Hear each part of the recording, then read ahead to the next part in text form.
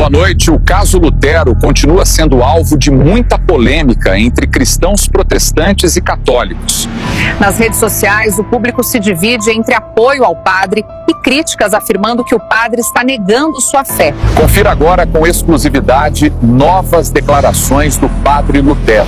Nós erramos ao colocar a igreja e suas tradições acima das escrituras sagradas, crendo que a palavra do Papa vale mais do que o que está escrito na Bíblia. O termo é ex cátedra, que significa que devemos crer e obedecer a tudo que a igreja ensina e ponto final. Mas não é assim que está escrito. Deus disse a Josué: medita na minha palavra de dia e de noite, porque só então farás prosperar o teu caminho e serás bem-sucedido. Josué capítulo 1, versículo 8, e como diz em João 17, versículo 17, santifica-os na verdade, a tua palavra é a verdade. Temos 3 regras para a Bíblia: ler, ouvir e praticar o que nela está escrito, e não o que dizem os homens. Leia Apocalipse capítulo 1, versículo 3. O texto diz: bem-aventurado aquele que lê e aqueles que ouvem e guardam as coisas que nela estão escritas, porque o tempo está próximo. Durante séculos ensinamos muitas doutrinas duvidosas, mas sempre tivemos medo de questionar. Chegou o momento da verdade.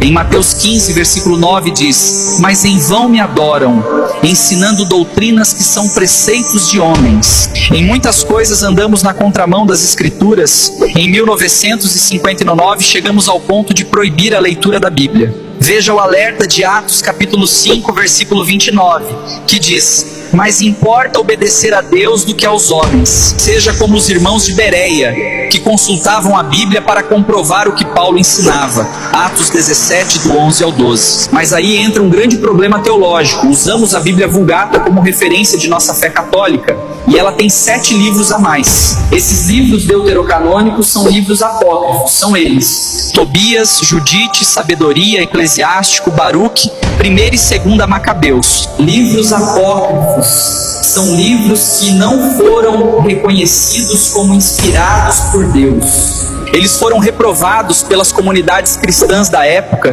que tinham conhecimento dos ensinos de Jesus, e pelos judeus.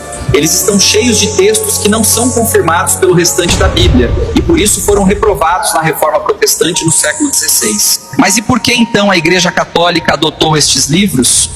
Porque o Concílio de Trento, em 1546, decidiu. Desde o Édito de Tessalônica, no ano 380 d.C., Roma passou a se declarar cristã. Mas essa mudança trouxe uma mistura perigosa. Práticas pagãs se fundiram à nova fé, criando um sincretismo que marcou toda a história da igreja. E para apoiar isso, aprovaram os apócrifos. Os apócrifos trazem isoladamente, sem contexto bíblico, a base para algumas de nossas doutrinas, como oração a anjos, Tobias capítulo 12, versículo 9, e no restante da Bíblia diz que devemos orar somente a Deus. A oração pelos mortos, segundo Macabeus 12, do 43 a 45, contrariando Hebreus 9, 27. E assim temos várias doutrinas que são fundamentadas apenas nos livros apócrifos, que divergem do restante das escrituras. Provérbios 30, versículos 5 e 6 ensina que a palavra inspirada é perfeita, e quem adiciona outras palavras corre o risco de corromper a verdade.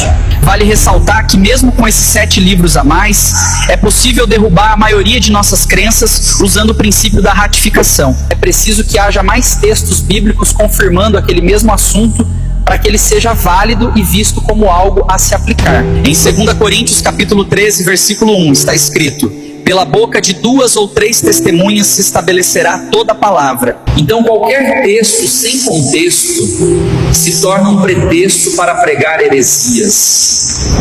Se você quer ver mais declarações do padre Lutero, deixe nos comentários: eu quero a parte 4. Salve este vídeo, compartilhe com o máximo de pessoas, visite nosso perfil e assista a outros vídeos em nossa galeria. E não esqueça de nos seguir para mais.